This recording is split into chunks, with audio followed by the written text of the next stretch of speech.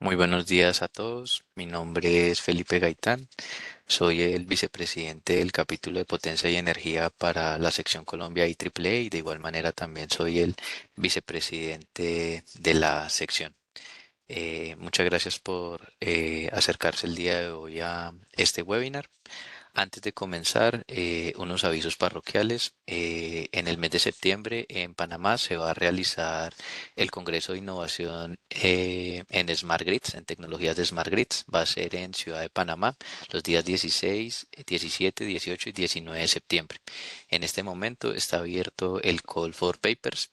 Se extendió hasta julio 15 para enviar sus trabajos en iniciativas afines a las temáticas de energías renovables, redes inteligentes y sistemas avanzados o innovación en transmisión y distribución.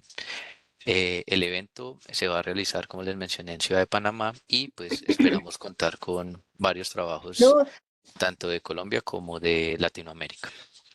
Eh, Tenemos ese evento en septiembre y ya vamos a iniciar con el webinar del día de hoy.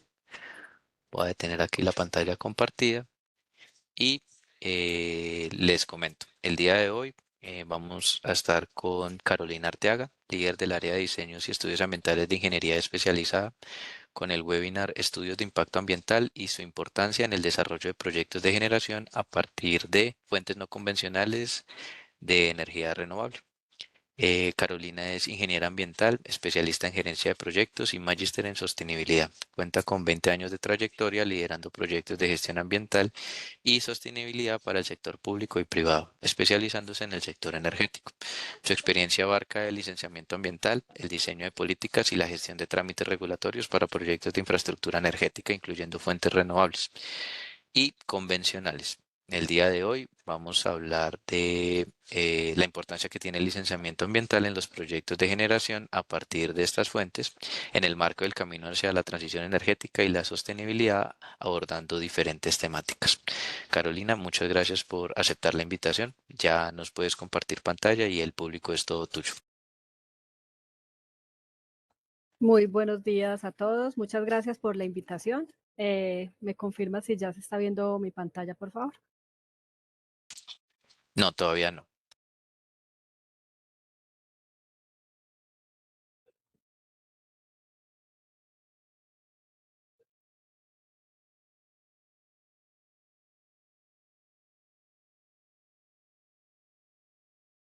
Ya la vemos. Está perfecto. Perfecto, bueno, muchas gracias por estar acá. El objetivo del día de hoy es contarles un poco y que abordemos diferentes temas asociados a los estudios de impacto ambiental en el desarrollo de proyectos de generación a partir de fuentes no convencionales, lo que vamos a necesitar para el desarrollo en materia de estudios ambientales, dependiendo de las características del proyecto, y todo lo que debemos tener en cuenta y su importancia también, cuál es el papel de las autoridades ambientales y demás.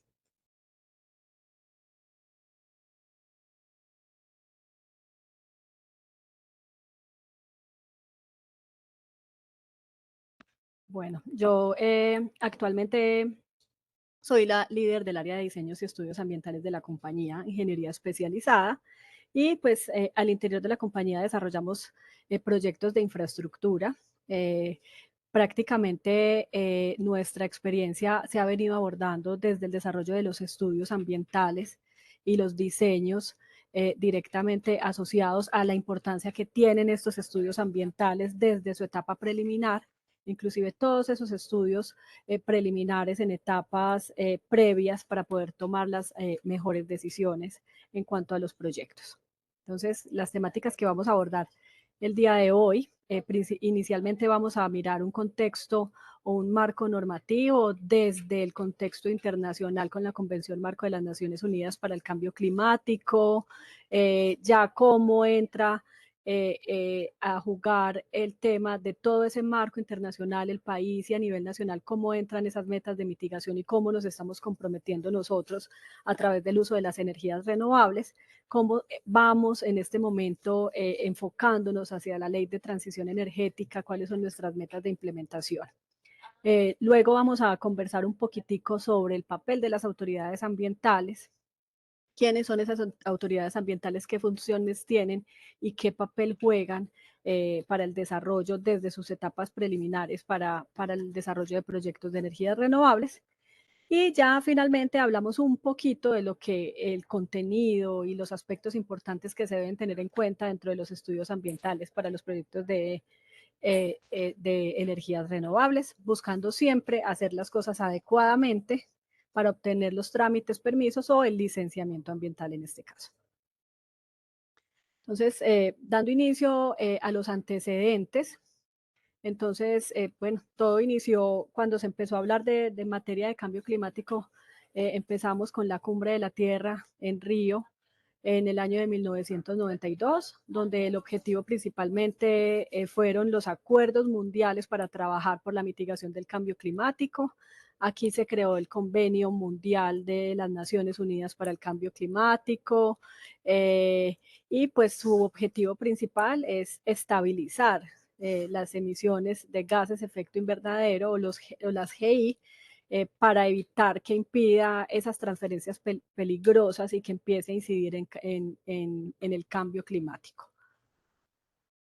Ya en el año de 1997 se desarrolló el protocolo de Kioto. Aquí ya tuvimos una suscripción de 195 países donde los firmantes o los países acordaron que se debían establecer unos límites jurídicamente vinculantes de las emisiones de gases de efecto invernadero y principalmente va a ser un foco especial en aquellos países industrializados que son los que están aportando en mayor medida estos gases de efecto invernadero.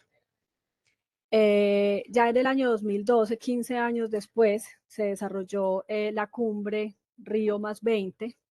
De acá salió un documento muy importante que se llama El futuro que queremos, y este ya empezó a enfocarse un poco más en las metas claras, prácticas para la implementación del desarrollo sostenible, con un enfoque muy especial en cambio climático.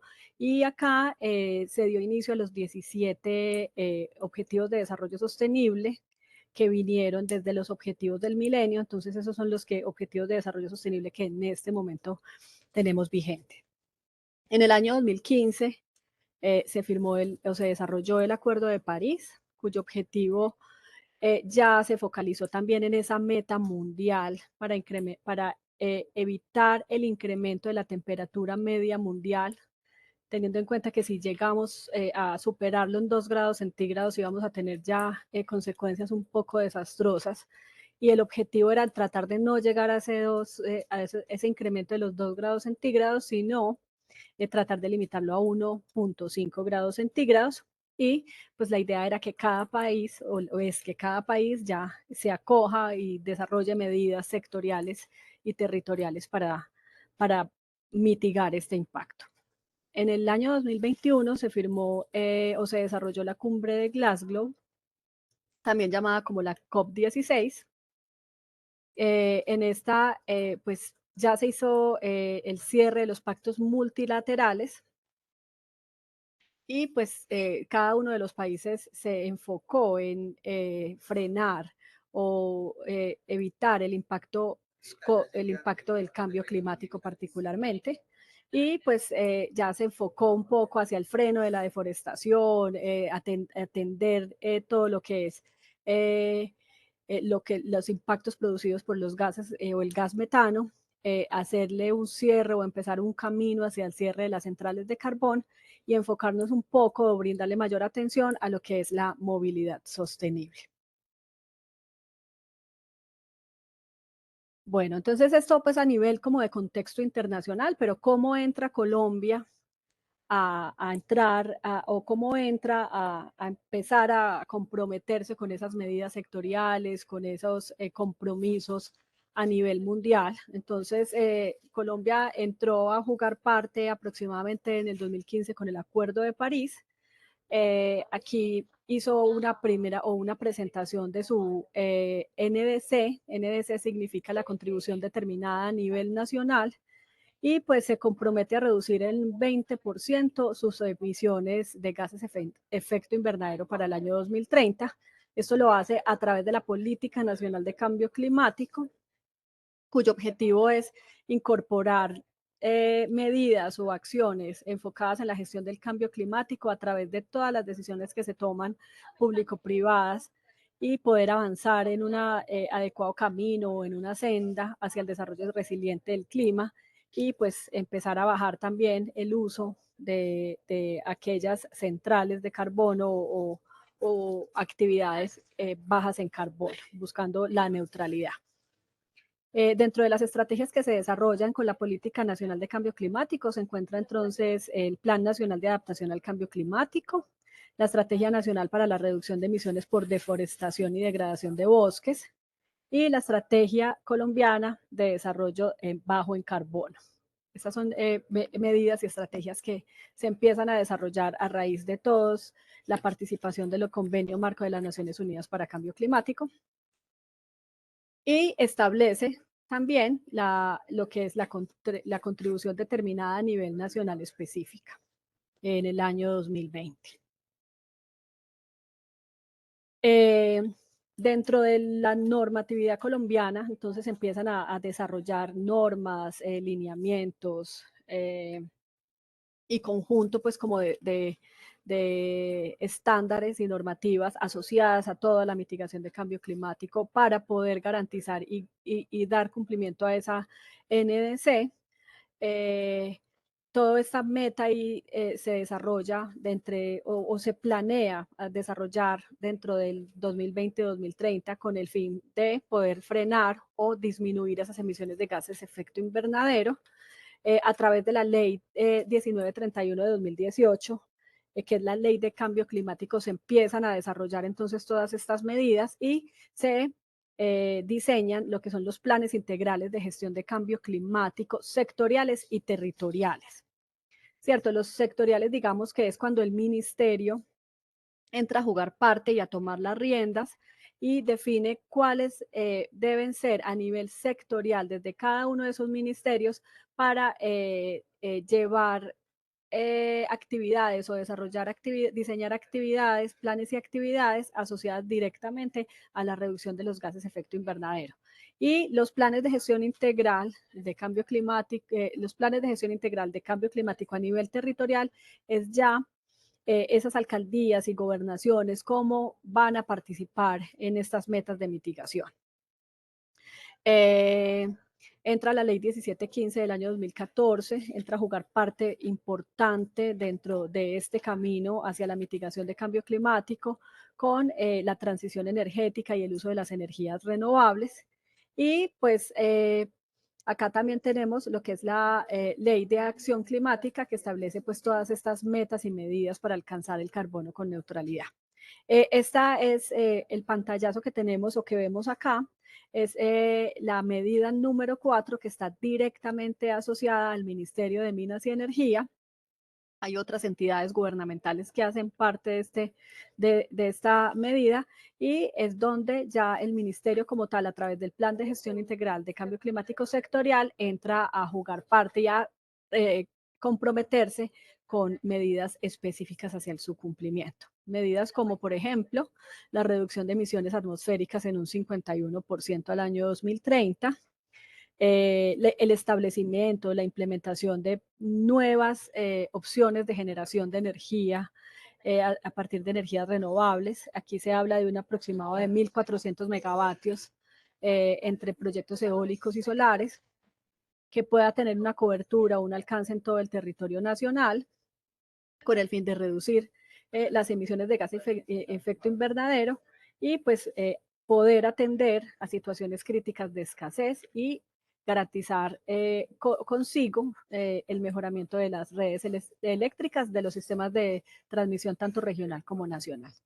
¿Esto a qué nos lleva? A que se debe enfocar nuestros caminos hacia una diversificación de la matriz energética, no solamente depender de algunas principales centrales generadoras, sino tener una diversificación, transformar estas zonas no interconectadas, enfocarnos hacia esa transición promoción obviamente hacia la autogeneración también y nuevas opciones de generación a través de la energía alternativa y armonización de requisitos ambientales para el desarrollo de fuentes no convencionales. Todas estas medidas, digamos que están alineadas con los objetivos de desarrollo sostenible. Se identifican 7 objetivos de, perdón, 3 de los 17 objetivos de desarrollo sostenible.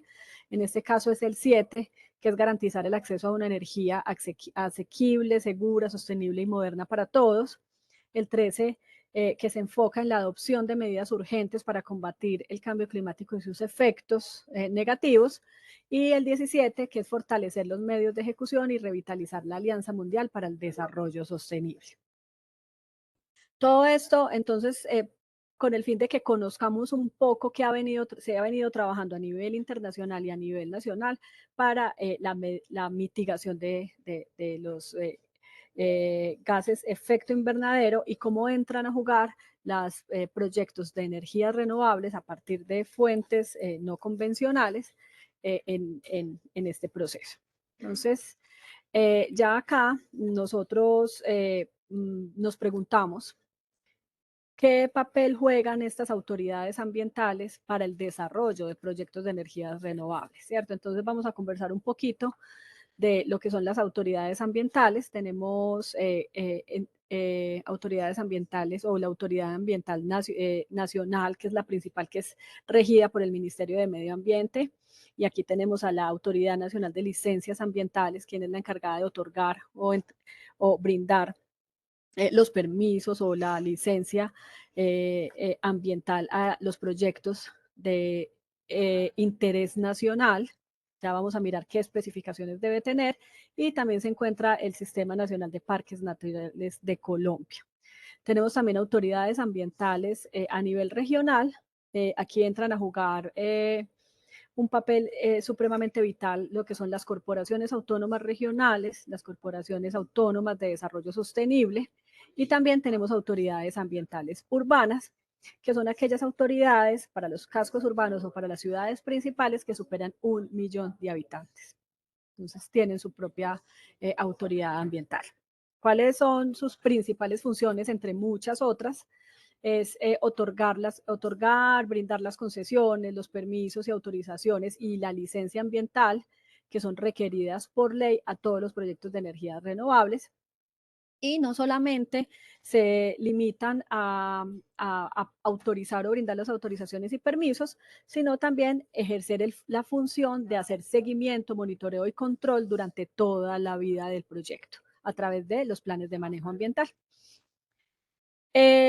Las autoridades ambientales entonces tienen una competencia importante. Está la Autoridad Nacional, que es ANLA, particularmente, que es obviamente regida por el Ministerio de Medio Ambiente. Esta Autoridad Nacional tiene unas especificaciones o entra a regir o a jugar el papel de autoridad para los proyectos que son de interés nacional. Ya les voy a mostrar en la diapositiva siguiente, que es lo que nos informa lo que es el decreto 1076 y el 2041 de 2014. La Autoridad Nacional de Licencias Ambientales se encarga de brindar la autorización a los proyectos de exploración y uso de fuentes de energía alternativa virtualmente contaminantes con capacidad instalada igual o superior a 100 megavatios. Todo proyecto, ya sea fotovoltaico, solar, que supere los 100 megavatios, debe presentar su proceso de licenciamiento ante la Autoridad Nacional de Licencias Ambientales. Los que se encuentren entre 10 megavatios y sean menores a 100 megavatios, entonces deben ser presentados a la Corporación Autónoma Regional, Corporación Autónoma de Desarrollo Sostenible o las autoridades ambientales urbanas. Acá hay un factor importante también y es que el decreto 2462 de 2018, también buscando facilitar un poco ese proceso y ese camino hacia el licenciamiento ambiental, se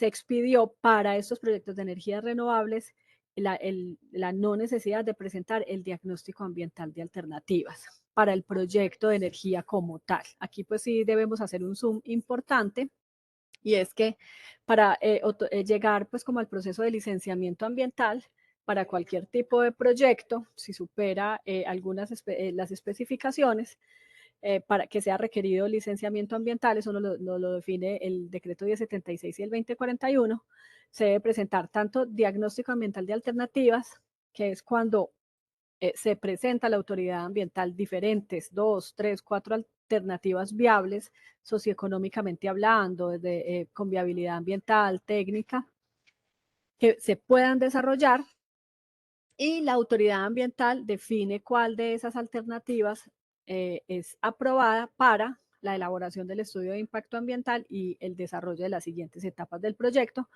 si es otorgada su licenciamiento ambiental. Sin embargo, como les mencionaba, que a través de la resolución, para los proyectos ya sea solares o fotovoltaicos, no es necesario presentar el diagnóstico ambiental de alternativas. Se surte pues la etapa de consulta si lo ven necesario como promotores del proyecto, o simplemente se da inicio a la elaboración del estudio de impacto ambiental. Pero también el decreto 1076 nos establece que la conexión de esos proyectos sí requieren el diagnóstico ambiental de alternativas, siempre y cuando el nivel de tensión sea igual o superior a 220 kilovoltios. En este caso, la línea como tal, o la conexión del proyecto de energía renovable sí requeriría el diagnóstico ambiental de alternativas. Y ya obviamente su EIA, el proyecto de energía renovable como tal, podría pasar directamente al estudio de impacto ambiental. Ahora bien, para entrar un poquito pues como en materia, ¿qué es un estudio de impacto ambiental? Entonces, este estudio o este documento como tal hace parte de la política ambiental, y pues su principal objetivo es conocer las características propias de la zona donde va a proyectarse el desarrollo de la fuente no convencional de energía, de la generación de energía, donde va a estar desarrollado el proyecto, y tratar de identificar esos posibles afectaciones o impactos con el fin de mitigar, prevenir, compensar y restaurar, si es del caso, aquellos impactos como tal, a través de la presentación de unos planes de manejo ambiental, ¿cierto? Que intenten compensar o reducir un poco esos impactos ambientales. Y pues en el marco del licenciamiento ambiental y de la política ambiental, entonces lo que es la línea y el proyecto de fuente de energía renovable debe ser presentado a esa autoridad ambiental competente, que debe ser identificado de acuerdo a las características técnicas. Normalmente, esta consulta sobre cuáles son los lineamientos que debo seguir para la elaboración del estudio ambiental o el estudio de impacto ambiental, pues la rige normalmente la autoridad nacional. Hay un listado de términos de referencia para cada uno de los tipos de proyectos que se deben seguir para poder dar cumplimiento a esas normativas ambientales. Pero como recomendación, sí se debe hacer la consulta directamente a las autoridades ambientales, pero pues para los proyectos eólicos tenemos los términos de referencia 09, los encontramos en la página de ANLA. Ustedes lo buscan pues muy sencillo, términos de referencia ANLA, y allí encuentran todo el derrotero de términos de referencia para los diferentes tipos de proyectos. En este caso, para los eólicos entonces son los TR09, y para los solares son los términos de referencia 015. Enseguida, más adelante, en la diapositiva siguiente, vamos a mirar cuál es el contenido de estos términos de referencia a nivel general, pero cada uno tiene sus requerimientos de una manera específica. Aquí tenemos normalmente un estudio de impacto ambiental. Está contenido por 10 capítulos. Pues eso es como una generalidad pues de todos los diferentes términos de referencia, pero pues prácticamente para los proyectos de energías renovables vamos a tener un primer capítulo o unos primeros capítulos que son más de contexto, de resumen, de aplicación de metodologías como tal, que es el capítulo de generalidades, donde se le muestra al evaluador ambiental cuáles son esas diferentes metodologías que se aplican para el levantamiento de información y procesamiento y análisis de la misma.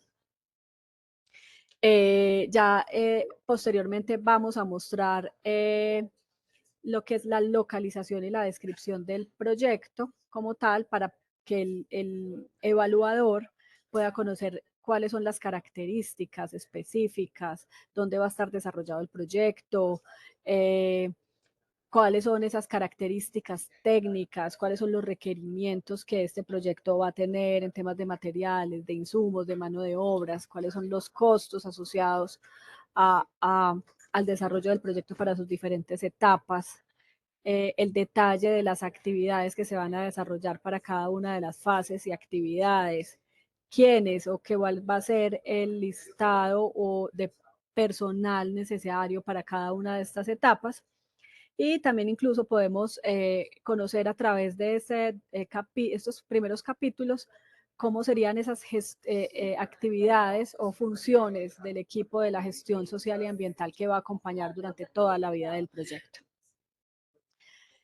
Ahora, cuando ya conocemos las especificaciones técnicas, donde va a estar localizado, tenemos también un capítulo que se llama el área de influencia. El área de influencia es un capítulo bastante importante porque es donde juega la experiencia de los profesionales participantes del estudio, y es porque un proyecto no solamente impacta exactamente donde se va a sentar, sino que sus impactos pueden llegar un poco más allá. Entonces, el área de influencia lo que permite es delimitar un área lo suficientemente amplia y representativa que permita evaluar de una manera integral desde los medios biótico, abiótico y socioeconómico los posibles impactos que el proyecto va a traer.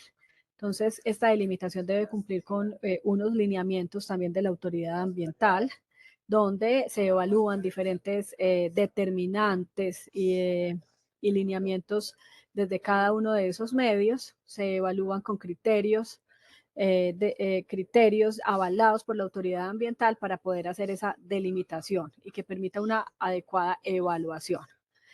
Cuando yo ya tengo el área de influencia, entonces para poder hacer esa evaluación preliminar, el conocimiento de la línea base, este equipo de profesionales entra a hacer ese análisis específico de cada uno de los medios a través de un grupo de variables desde cada uno de los medios biótico, abiótico, socioeconómico. Entonces, desde el medio abiótico vamos a evaluar cómo se encuentra la calidad del aire, cómo estamos en niveles de ruido, cómo se encuentra el recurso hídrico específicamente, si ya vaya a ser, porque vaya a ser intervenido o no vaya a ser intervenido por el proyecto, las características geomorfológicas, geológicas de la zona y demás. Entonces, en esta caracterización yo muestro y hago una descripción muy detallada a partir de información primaria y secundaria de cómo se encuentran los recursos naturales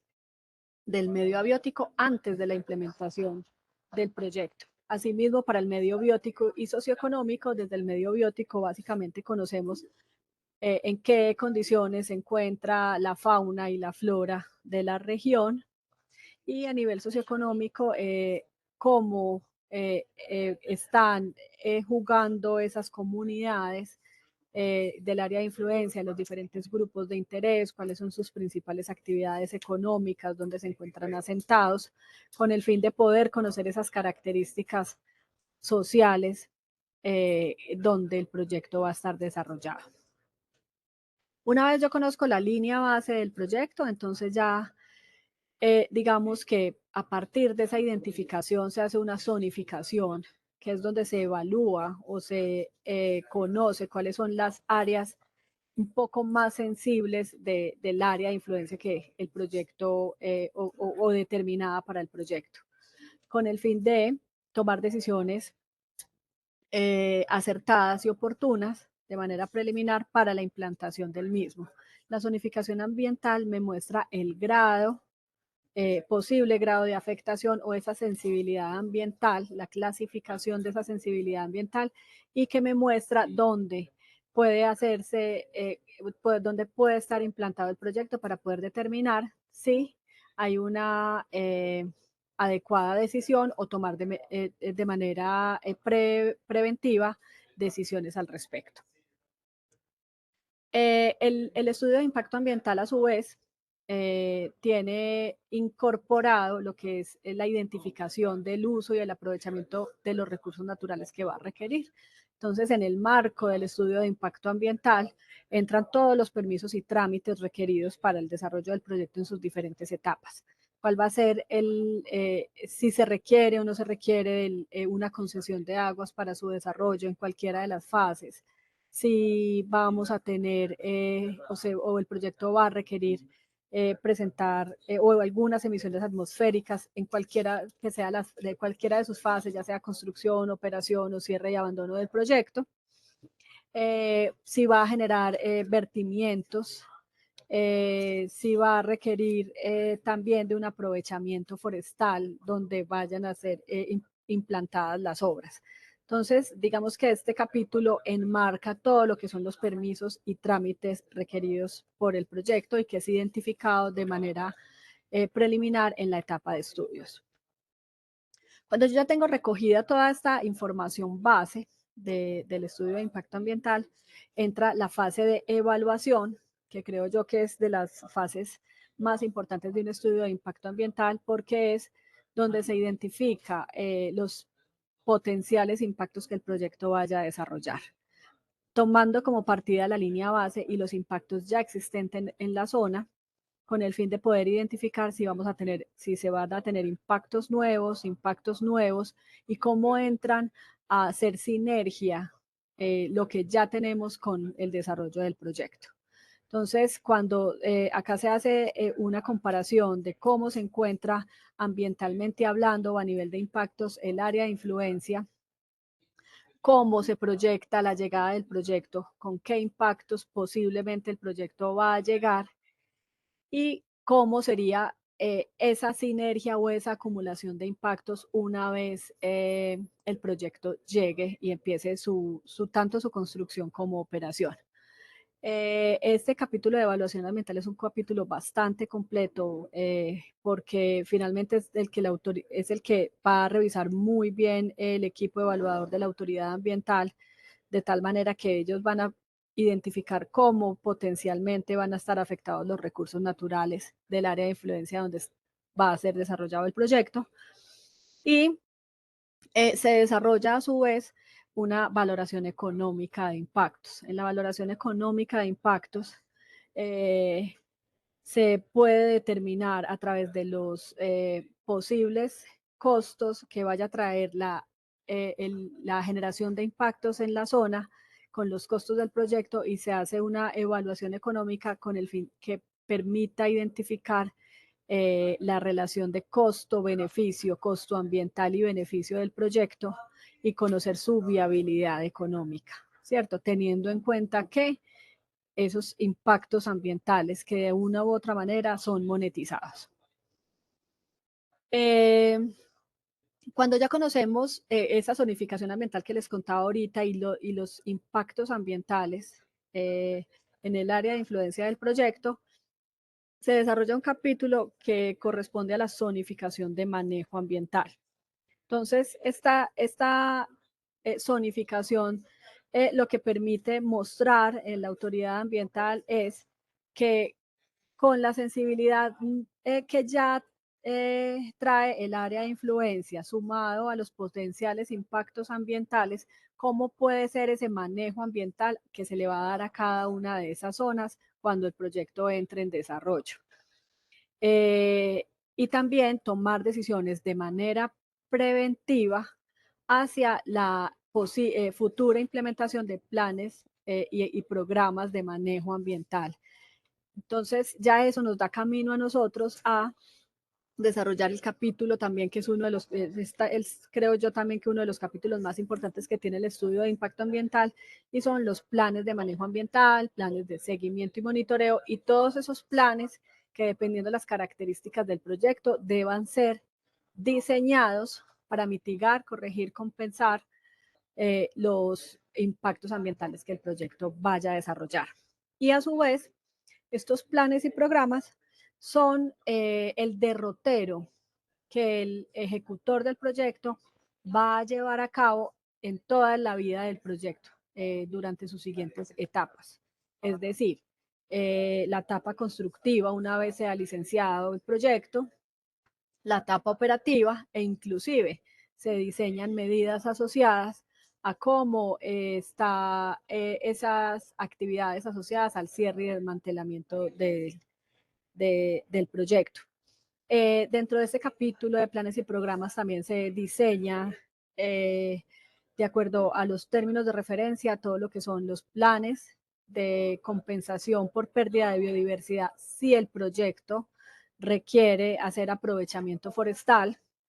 Se diseña también para todas las etapas del proyecto el plan de gestión del riesgo, que debe estar a su vez alineado a los planes tanto territoriales de gestión del riesgo como nacionales, deben estar alineados a todos esos instrumentos de planificación y si es del caso, se diseña también un plan que corresponde al plan de inversión forzosa del 1%. Esto es específicamente si el proyecto va a requerir del uso del recurso hídrico.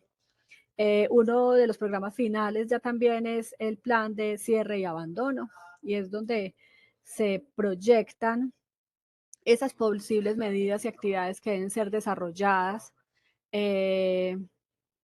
para esa etapa de cierre y abandono con el fin de evitar que por cualquiera que sea la razón porque el proyecto vaya a ser interrumpido o deba ser parado en su totalidad, ya sea por aspectos de vida útil, que el proyecto ya terminó su vida útil, por temas asociados a condiciones sociopolíticas, conflicto o simplemente pues económicas, cualquiera que sea la razón, se determinan cuáles son esos lineamientos o acciones a seguir para evitar dejar el proyecto pues abandonado, generando un impacto mayor. Entonces, aquí es donde se garantiza el restablecimiento de las condiciones del área de influencia y dejarlas en iguales o mejores condiciones que como estaba inicialmente. Y esa línea base básicamente me la define lo que fue el capítulo de caracterización del medio biótico y socioeconómico. Bueno, por acá les dejo un slide asociado a una terminología específica que se maneja cuando trabajamos estudios ambientales. Entonces ya conocimos que es un estudio de impacto ambiental que se busca para la obtención de la licencia ambiental. La licencia ambiental pues básicamente es el permiso final que me otorga la autoridad ambiental para poder continuar con el desarrollo del proyecto. Esta licencia ambiental no solamente la brinda la autoridad como tal o la autoridad competente, sino que está ligada a las diferentes entidades que de una u otra manera hacen parte del proyecto. Entonces debe estar ligada a los instrumentos de planificación, como los planes de los POT, los esquemas de ordenamiento territorial o PBOT, debe estar asociado o alineado también a los instrumentos ambientales de planificación, es decir, a los POMCAS, a los PORHs, también debe estar asociado a los trámites requeridos para las licencias de construcción a nivel territorial, asociado a su vez a los planes de arqueología preventiva requeridos o aprobados por el ICANN, el Instituto Nacional de Arqueología e Historia, y también debe estar ligado a los lineamientos que otorgue el Ministerio del Interior en el marco de procedencia de consulta previa, en el caso de que el proyecto entre en un área donde haya desarrollo de actividades de comunidades étnicas. Otro de los términos que normalmente nosotros hablamos mucho cuando hablamos de estudios ambientales son los medios abiótico, biótico y socioeconómico. Cuando hablamos del medio abiótico, entonces hablamos de aquellos recursos naturales que no tienen vida, ¿cierto? Como lo es el recurso hídrico, como lo es el suelo, como es la atmósfera, el ruido. Cuando hablamos del medio biótico está asociado a todo lo que es fauna y flora, ¿cierto? Y el medio socioeconómico, todo lo que tiene que ver con las comunidades y actividades económicas que se desarrollan dentro del área que estamos estudiando. Como terminología importante también entonces tenemos a la línea base.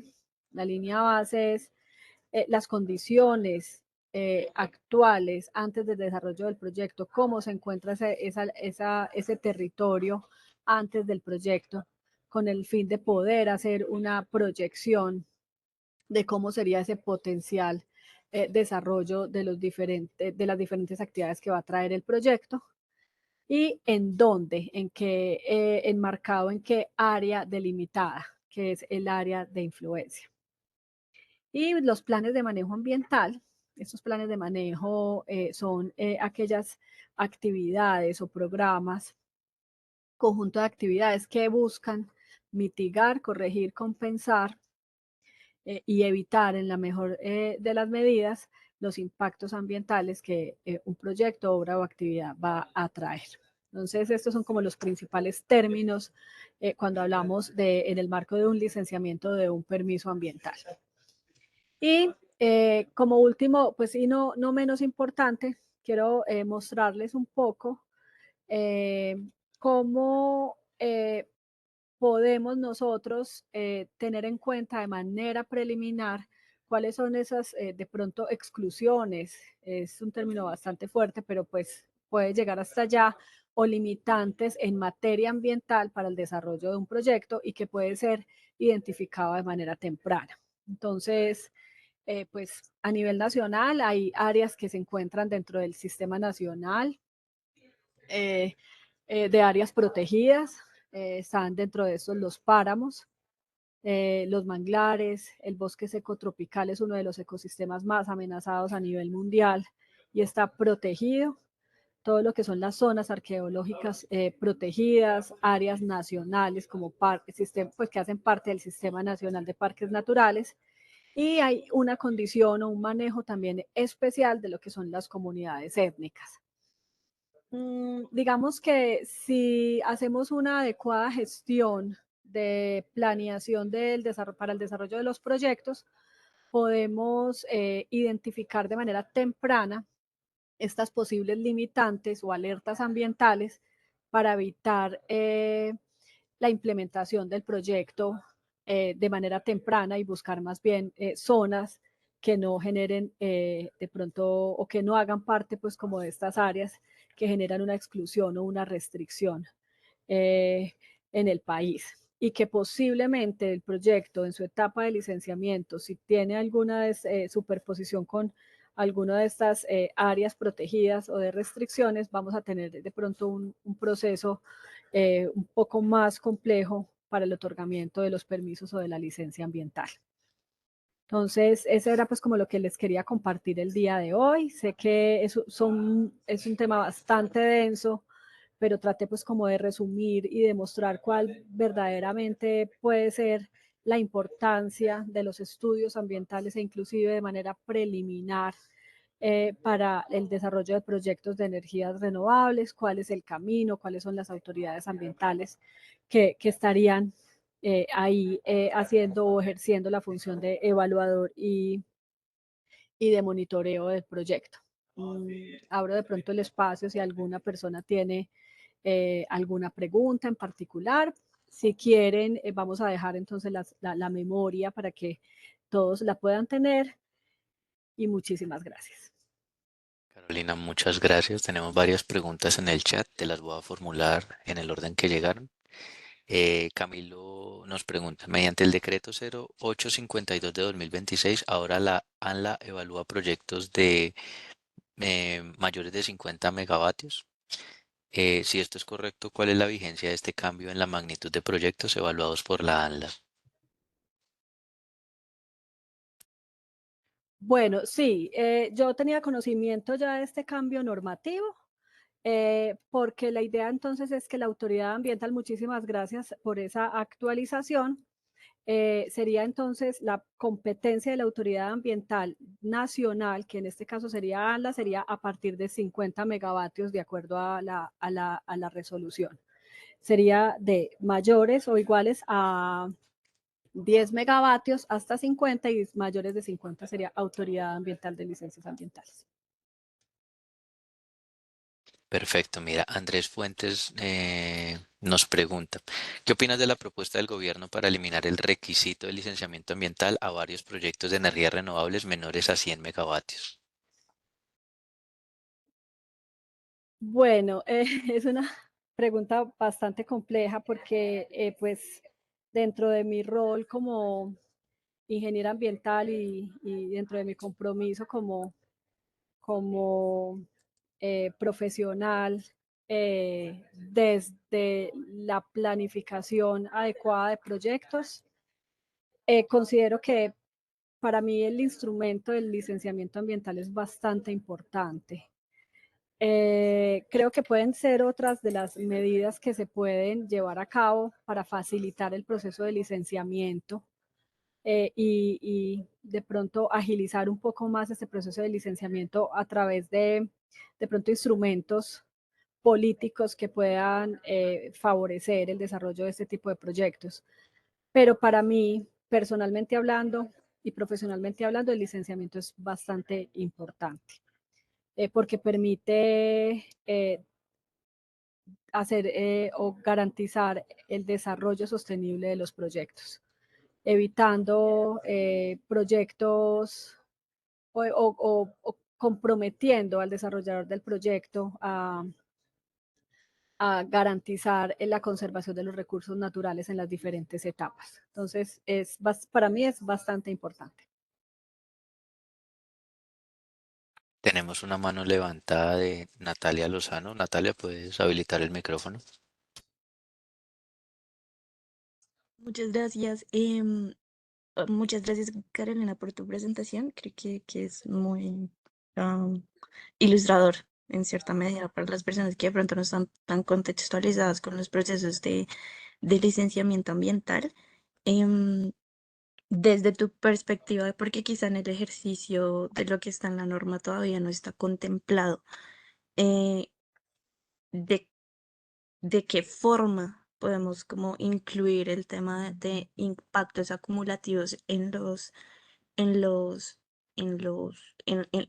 pues, en los estudios de impacto ambiental de proyectos, por ejemplo, FNCER, porque creo que ese es un tema súper particular.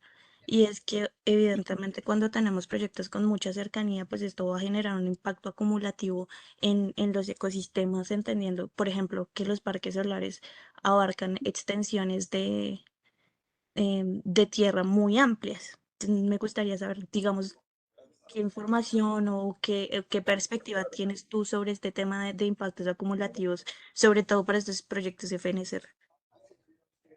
Muchas gracias por tu pregunta. Sí, efectivamente, no sé si de pronto está claro para todos, pero en el capítulo de evaluación ambiental eh, lo dice de manera muy somera, cómo que se debe cumplir con un análisis de lo que son los impactos acumulativos e incluso sinérgicos y residuales, ¿cierto? Donde nosotros tenemos un panorama inicial de cómo está impactado inicialmente o la línea base del área de influencia donde va a estar desarrollado el proyecto, cómo entrarían a jugar las actividades del proyecto en materia de impactos ambientales sobre los recursos y cómo pueden hacer sinergia y acumulación esos impactos sobre cada uno de los recursos afectados. Entonces, digamos que en este momento los términos de referencia ya lo mencionan, se debe hacer un desarrollo.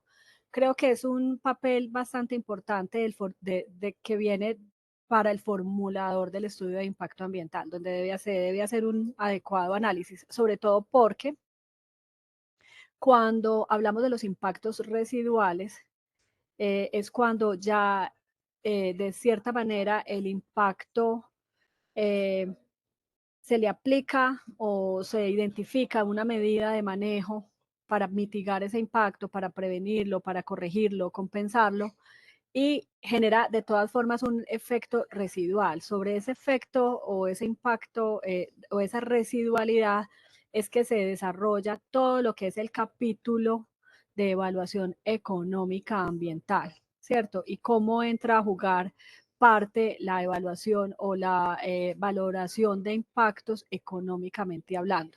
Entonces, digamos que es supremamente importante ese tema que mencionas y hay una invitación para todos los formuladores de estudios de impacto ambiental a que se haga una adecuada análisis en materia de acumulación, sinergia y residualidad. Vale, muchísimas gracias y discúlpame que me tuve la palabra, solo una última cosita, de pronto complementando la pregunta anterior del decreto 852 del 2024. Efectivamente, el decreto 852 introdujo como un cambio en la normatividad en las competencias respecto a la ANLA y a las CAR. Eh, eh, ese, ese tema de que ahora evalúa proyectos menores a 50 está limitado a que sean proyectos virtualmente no contaminantes. Y traduciéndolo un poco a nuestra jerga, eh, aplicaría para proyectos con fuentes no convencionales de energía renovable. Entonces, sí aplica, pero solamente ANLA evalúa mayores a, mayores a 50 megavatios si son renovables. De resto, Muchísimas, aplican las mismas. sí, claro que sí, muchísimas gracias. Solo para los proyectos, las fuentes no convencionales de energía renovables. Muchas gracias. Perfecto, gracias a Natalia y a Carolina. Mm, Tenemos otra pregunta acá de John Zapata. ¿Cuáles son los tiempos de gestión o trámites desde la solicitud hasta la obtención de una licencia ambiental? Tiempos de gestión o trámites. Bueno, existe el decreto 1076, establece unos tiempos de evaluación de la licencia ambiental, eh, que está asociado a las diferentes fases de la evaluación y parte desde el punto número 1, cuando tú radicas el estudio de impacto ambiental, hasta la obtención de la licencia en el mejor de los casos, ¿cierto? Mostrando cada una de las fases, como por ejemplo presentación inicial del proyecto al grupo de evaluación de licencias, visita técnica por parte del equipo evaluador a la zona del proyecto, atención de requerimientos iniciales, cuando se entregan el listado de pronto de posibles requerimientos por parte del equipo evaluador y tiempos asociados a la respuesta por parte del solicitante como tal. Digamos que hay unos tiempos específicos para cada una de las fases.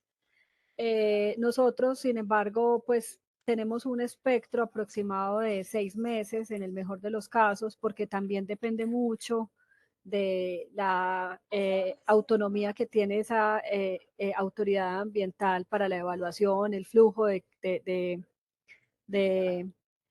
proyectos que estén evaluando en su momento. Entonces, dentro de la experiencia nos dice que puede ser aproximadamente 6 meses en un panorama pues como un poco conservador, pero puede irse un poco más. Perfecto, Carolina. Y tenemos otra pregunta acá. Va a ser la última por ya cuestión de tiempo. Camilo Castaño nos pregunta, ¿cómo están evaluando las corporaciones autónomas y la autoridad ambiental los proyectos menores de 10 megavatios que se encuentran colindantes entre sí? Bueno, si estamos hablando de proyectos de energías renovables, si son proyectos inferiores a 10 megavatios y pues esa es la condición inicial del proyecto, pues es un proyecto que no requiere del proceso de licenciamiento ambiental, sino de trámites como tal. Llamamos trámites y permisos a aquel camino que debemos recorrer asociado específicamente a la obtención de la concesión o el permiso del recurso natural que vaya a ser usado o afectado si es del caso. Entonces, si el proyecto va a requerir de el uso del recurso hídrico para sus diferentes etapas, digamos que el trámite a surtir sería la solicitud de concesión de aguas de acuerdo a los requerimientos y lineamientos de esa autoridad ambiental, o ya sea vertimientos o emisiones atmosféricas. Entonces serían los permisos específicos asociados al uso o demanda del recurso natural que el proyecto, actividad u obra vaya a generar. Perfecto, Carolina. Muchas gracias por tu participación. También muchas gracias a los asistentes por las preguntas. Les agradecemos mucho el espacio y Carolina, pues esperamos contar contigo en una próxima oportunidad. Sé que este tema da para muchísimas más presentaciones. Un estudio de impacto ambiental es algo gigante, un plan de manejo ambiental es algo gigante y pues esperamos que nos puedas dar más directrices y más norte sobre estos temas más adelante. Muchísimas gracias por tu participación. Muchas gracias a todos por la participación y por permanecer acá escuchándonos. Que Los tengan espero. un feliz almuerzo. Los esperamos dentro de 8 días con otra presentación. Muchísimas gracias. Hasta luego.